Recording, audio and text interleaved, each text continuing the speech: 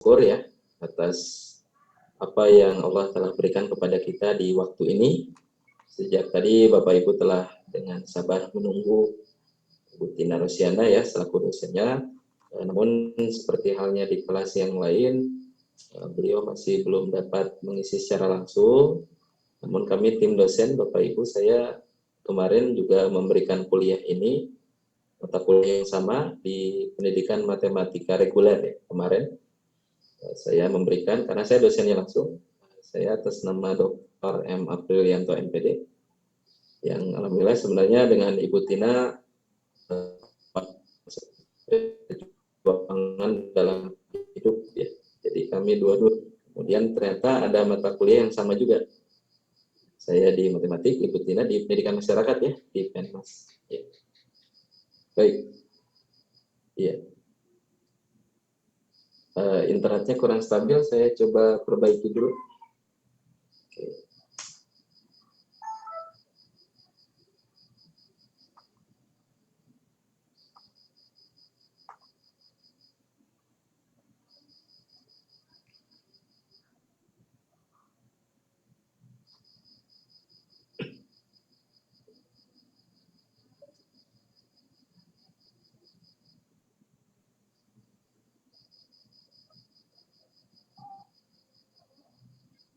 Oke.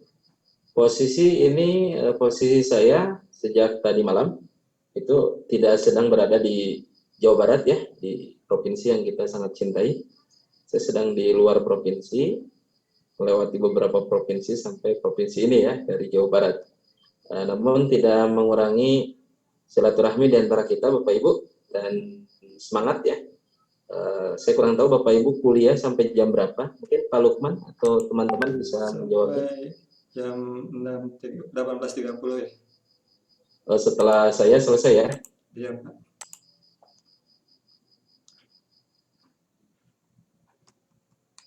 Oke, baik, terima kasih Pak.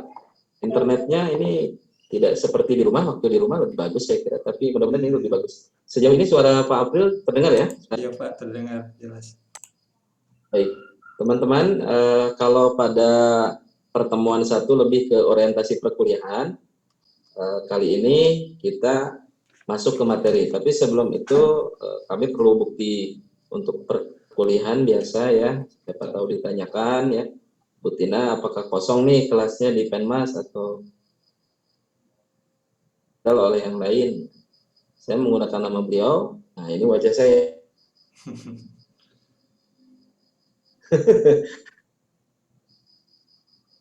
Ada wajah saya, tapi sebaiknya saya begitu kelihatan. Terus semuanya, Ibu Siti Cucu mungkin bisa bergabung.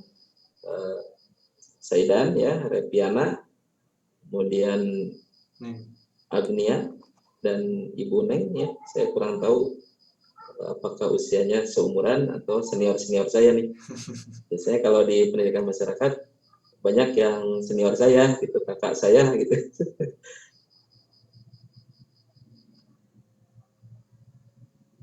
Tapi nggak apa-apa ya Bapak, jadi saya mohon maaf, ini artinya bukan menggurui ya. Baik ya. Alhamdulillah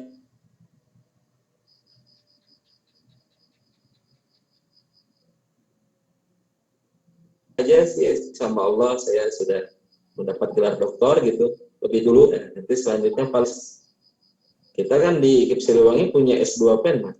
Yes. Tidak. Lanjut plan lagi gitu. Kita belum punya S3 di IKIP, ada di kampus sebelah di sana. Nah kan Panandang, Padekan Fit, dosen Penmas juga Panandang Lukanda. Baik, saya dokumen yang terbuka Zoom-nya, boleh melihat ke layar atau ke depan begitu. Tidak perlu menengok ke belakang apalagi masa lalu ya. 1, 2, 3. Oke. Ya, saya ulangi karena ada yang baru munculkan lagi wajahnya. Kasihan yang udah nyengir dari tadi nih. Ya. Baik, saya mulai. 1, 2, 3. Ya, terima kasih. Nah, sekarang saya munculkan wajah saya. Mungkin saya selalu tor di belakang. Ikan azan maghrib, saya akan mendampingi menyampaikan materi ya. Hari ini lebih apa ya? Ya nanti untuk Bapak Ibu mungkin menyimak saja beberapa. Khusus Bapak Ibu kelas ini saya kasih lah lewat Pak Lukman barangkali ya. Pak Lukman pernah WA dengan saya gitu. Ya, Pak. Ya, Pak. Kasihan ini Bapak Ibu penuh dengan masalah keuangan ya. Terlihat Bapak Ibu akhir bulan ini. Candanya begitu. Tapi saya ingin komitmen dari Bapak Ibu, materi yang diberikan ini bisa nggak nanti dibaca gitu, dipelajari gitu ya. Jadi saya akan beda treatment nih. Kalau kemarin di reguler, tiap slide ini saya baca sampai mereka bosan. Kalau ke Bapak Ibu, kasihan ini. Sudah begitu banyak kesibukan saya lihat ya. Nah, ini saya merasa simpati dan peduli saja. Tapi saya kurang tahu Bapak Ibu akan peduli kepada ini. Saya nanya Pak Lukman aja lah, Pak mau nggak dengan cara seperti itu gitu, untuk yang hari ini nih? Ya. Di mana Pak ini? Waalaikumsalam.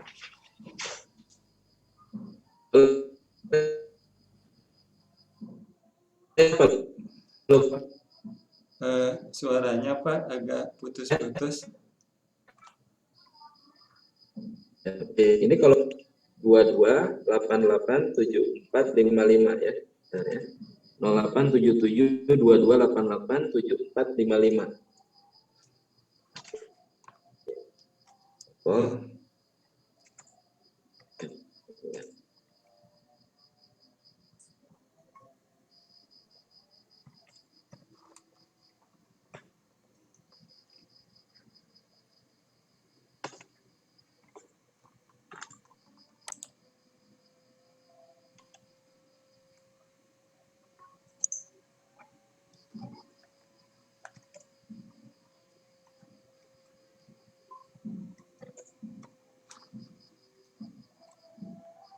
Oke, Pak Lukman lihat chat Zoom, teman-teman juga boleh lihat di sana ya. Ya.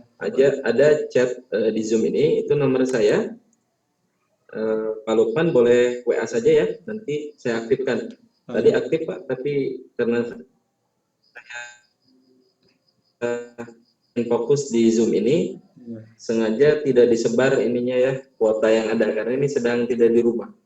Di rumah saya gunakan WiFi fokus ini, tapi tidak stabil. Nah itu nama saya, Dr. M. Aprianto MPD. Ibu Tina Rosiana ya, itu silakan Pak Lukman buat teman-teman. Sebenarnya ada KM-nya saya tahu, hanya pas pertemuan Sabtu yang lalu barangkali sedang dalam ketidakhadirannya karena ada kendala tertentu. Saya langsung dengan Pak Lukman, jadi nanti kita lanjutkan lagi Pak komunikasinya. Nanti materi dari saya atau dari Bu Tina ini langsung Bapak share di grup kelas ya. Dan tugas Bapak Ibu untuk mempelajarinya, karena UTS-nya ini pasti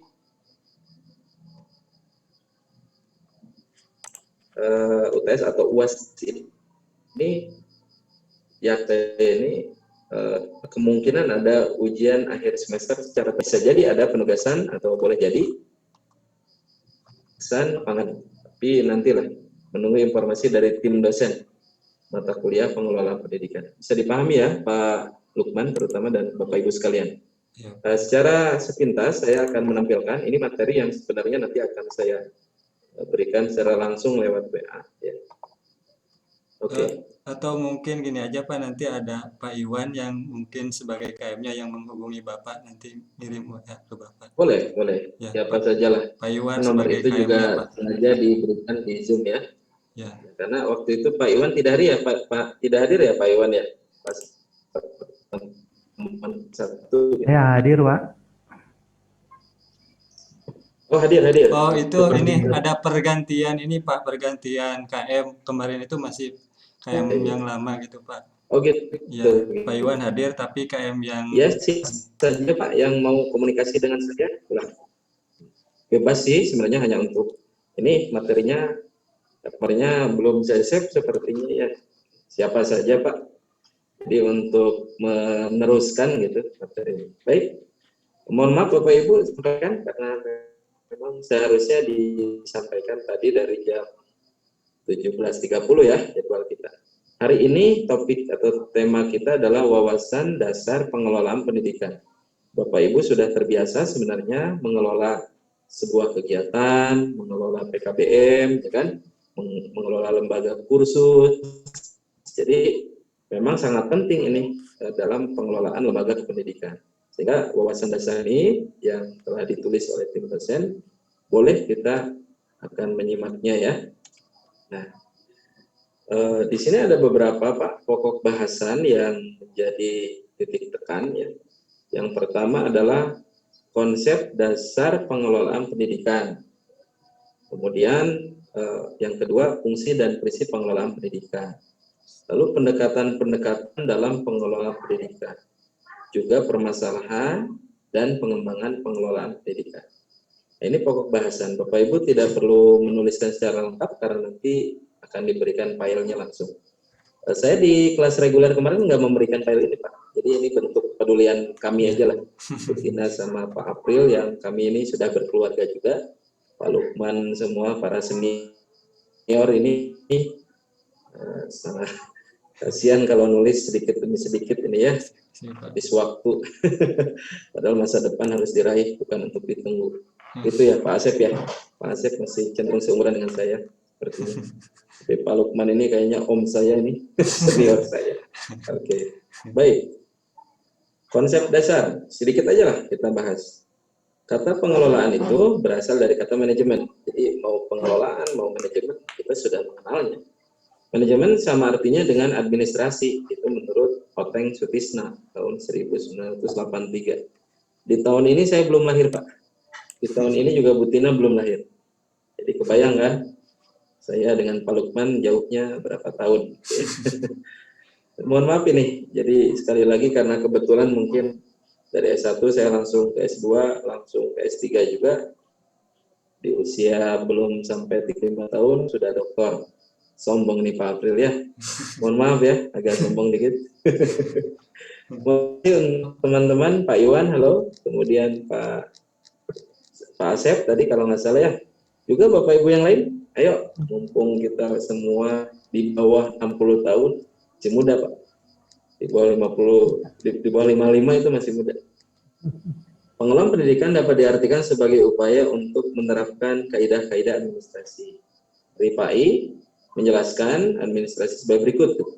Keseluruhan proses yang mempergunakan dan mengikut sertakan semua sumber potensi. Kalau bicara potensi Pak, berarti SDM ya, sumber daya manusia. Nanti kan levelnya itu dari potensi akan naik menjadi kompetensi.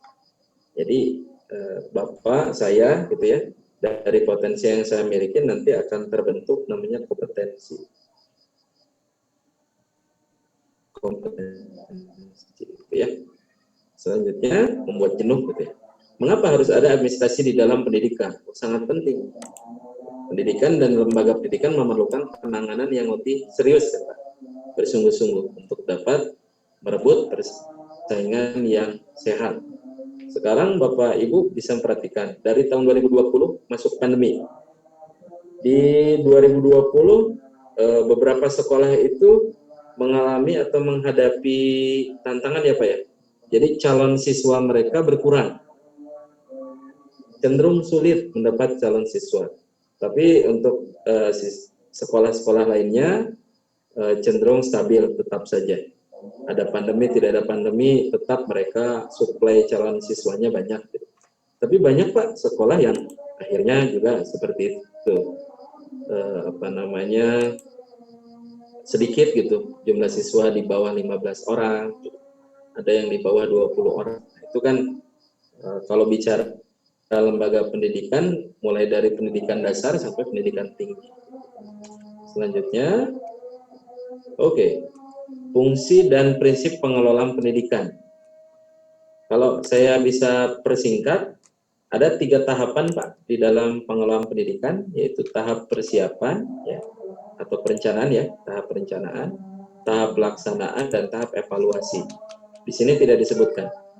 tidak dituliskan secara langsung di slide ini.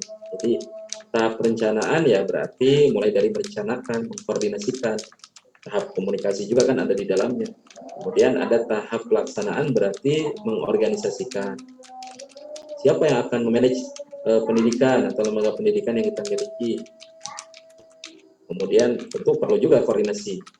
Nah, kemudian perlu juga membuat keputusan-keputusan yang yang strategis harus diambil oleh kita sebagai sumber daya manusia yang mengelola pendidikan. Lalu tahap evaluasinya di mana? Ya di pengawasan dan menilai. Bapak Ibu juga sudah begitu familiar, populer di sebuah sekolah, contohnya ada organisasi kan, kepala sekolah, wakil kepala sekolah, ada guru, ada siswa, ada juga yang namanya penilik. Di masa kita dahulu, saya masih kecil waktu itu, masih muda, sangat muda dibanding sekarang. Dulu ketika ada penilik atau pengawas, seringkali sekolah atau pihak sekolah segera menyiapkan beberapa hal. Nggak gitu ya, kalau tidak memang sudah menyiapkan dengan lebih percaya diri gitu. Nah, jadi fungsi pengawasan, fungsi pemantauan, kontrol gitu ya, dan penilaian itu masuk ke tahap evaluasi. Nah, seperti itu. Itu prinsip-prinsip dan tahapan ya di dalam pengelolaan pendidikan. Nah, yang ini bersifat teoritis, Pak. Kalau tadi praktis, pendekatan dalam pengelolaan pendidikan ada pendekatan organisasi klasik. Ini menurut Taylor, Pak. Kalau dilihat di sini ada namanya Frederick Taylor. Nanti Bapak Ibu lihat sendiri. Kemudian yang berikutnya ada pendekatan hubungan manusia. Yang memeloporinya adalah Mary Parker Polet 1868 sampai 1933. Persib didirikan, Pak. 1933. Kurang lebih ya. Persib ya. Rame ya gitu. Kemudian satu lagi lah, sedikit lagi, pendekatan perilaku yang memeloporinya atas nama Chester E. Barnard atau Barnard gitu ya. Upami di orang mah Kang Barnard gitu. Di luar negeri mah Barnard gitu ya. Oke. Nanti dibaca sendiri Pak, barangkali lebih saksama, lebih teliti itu oleh Bapak Ibu saja ya. Kemudian ada banyak permasalahan dan perlunya pengembangan pengelolaan pendidikan. Dulu pendidikan itu sentralisasi ya Pak, terpusat. Kalau sekarang sistemnya desentralisasi. Jadi ada regulasi kebijakan pusat, tapi harus diterjemahkan dan disesuaikan dengan yang ada di daerah masing-masing. Ada otonomi dalam pengelolaan pendidikan tinggi, misalnya IKIP Siliwangi. Ada dong ciri khasnya yang mungkin tidak sama dengan perguruan tinggi yang lain. Kemudian profesionalitas jabatan tenaga kependidikan. Kita tahu kan ada LPMP, Lembaga Pendidik dan Tenaga Kependidikan. Selain mengurusi dan membina pendidik, ya juga tenaga kependidikan. Kan dilihat tuh profesionalitasnya, jenjang karirnya, dan kendali mutu. Bicara LPMP ya sudah pasti, ya itu berbicara pengawasan dan bicara kendali mutu kan begitu. Secara nasional juga demikian. Baik, biasanya memberi kuliah di pendidikan masyarakat, informasi dari Pak Ansor, Bu Novi, ya Pak Dino gitu. Bapak Ibu kaya dengan pengalaman gitu. Jadi saya harus memposisikan diri bukan dalam posisi menggurui, tetapi kita sharing saja. Mungkin Bapak Ibu malah lebih hebat ya, dari seorang Dr. Aprilianto atau Ibu Tina Wasiana SSI, ya MPD. Ya kami, apalagi Bu Tina S1-nya di Unpad Pak, jurusannya matematika murni, minatnya ilmu komputer, MPD-nya di UPI, pendidikan matematik. Saya S1, S2, S3 semuanya pendidikan matematik. Tapi kami dulu belajar Pak, landasan pendidikan, perkembangan peserta didik, dan sebagainya, materi-materi kependidikan. Jadi percaya diri Pak, walaupun kalau ngajar ya kalkulus, persamaan diferensial, statistika, ya seru Pak. Jadi saya juga banyak belajar ke Pak Ansori di Penmas, dulu PLS ya gitu. Nah, jadi semangat ini, saya semangat, Bapak Ibu pasti lebih semangat. Terima kasih, barangkali tidak banyak yang saya sampaikan. Terus sekali lagi, kita semua ini tentu punya cara masing-masing, punya pemahaman, punya semangat ya. Saya sih menghimbau kepada diri saya sendiri khususnya. Jadi mari kita punya semangat ya untuk menyelesaikan studi. Ayo Pak Imam kita semangat ya. Nama Anda mengingatkan dengan bapak saya. Almarhum bapak saya itu namanya Imam Masrudin. Jadi lihat nama Pak Imam, jadi ikut terharu, apalagi namanya Imam Prihatin ya. Jadi saya Allahumma warhamhu meninggal 3 tahun yang lalu ya Allah. Pak Imam jangan meninggal tidak 3 tahun ke depan ya. Saya minta. Saya berharap Pak Imam itu Ibu Karmini ketawa-ketawa dia. Beliau ya gitu. Pak Asep, ada banyak Asep di sini. Ada komunitasnya Pak, Asep Firmansyah, Asep siapa nih? Oke, terus yang nggak pernah tua ini namanya Ibu Siti Cucu ya. Jadi sampai dari lahir sampai tua cucu terus ya. Alhamdulillah. Terus Bu Emi, salam kenal. Pak Sofyan, senior. Pak Lukman apalagi ya. Kelihatan ini jenggot saya adaan Pak. Nih, ada Pak. Bapak lebih panjang. Menjalankan sunnah ini lebih baik ya. Insya Allah. Ibu Neng Nisa, semangat ya, hordennya warna merah. Terus ini dari tadi Repiana Jauhar, tak nampak wajahnya ya. Tak apa-apa ya. Saidan mungkin seumuran saya, mohon maaf ini. Bapak sudah 50 tahun barangkali Pak.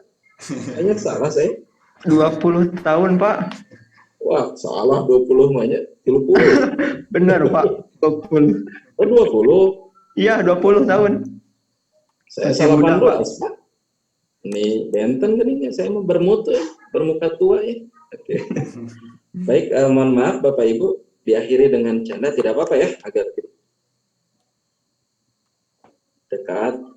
Sekali lagi, kebetulan saja saya ini dulu dari lulus ya, saya lulus S1 tahun 2009 Pak. 2009 lulus S1, kemudian 2012 lulus S2, 2021 belum lama ini lulus S3. Alhamdulillah. Allahu Akbar. Semangat kan? Anak muda Pak ini semangat. Jadi ayo, saya himbau nih, apalagi Saidan, Wildan, ini komunitas dan semua Jalan, AN semua nih. Asep Firmansyah, Kang Asep, ini pada muda semua. Ini Toro Todo, siapa nama lengkapnya? Kang Toro ya? Di sini tulisannya Toro Todo. Namanya siapa? Nama lengkapnya mungkin? Ya, Ibu nama saya. Ya. Ya, namanya siapa? Itu Toro Todo. Oh ya. Dari mana Pak Toro? Sumatera Pak, Nias. Oh dari Nias. Saya dari Sulawesi. Jadi kita sama-sama perantau kita ini, anak rantau ya. Ya Pak. Oke. Jadi semangat ya Pak Toro Todo. Anda anak rantau, saya juga anak rantau. Saya dari Sulawesi Tenggara, dari Kendari gitu, jauh-jauh ke sini 2010. Ya itu tadi untuk S2 dan S3 Pak gitu. Ya. Saya kira Bapak Ibu yang berada di sini ya asli Jawa Barat ya, orang Sunda asli USA. Insya Allah Anda tuan rumah di sini, lembaga pendidikan bagus-bagus. Saya aja dari Sulawesi datang ke sini sengaja untuk mengejar mimpi, mengejar pendidikan saya lebih baik. Ya, sekarang 18 lewat sebentar lagi.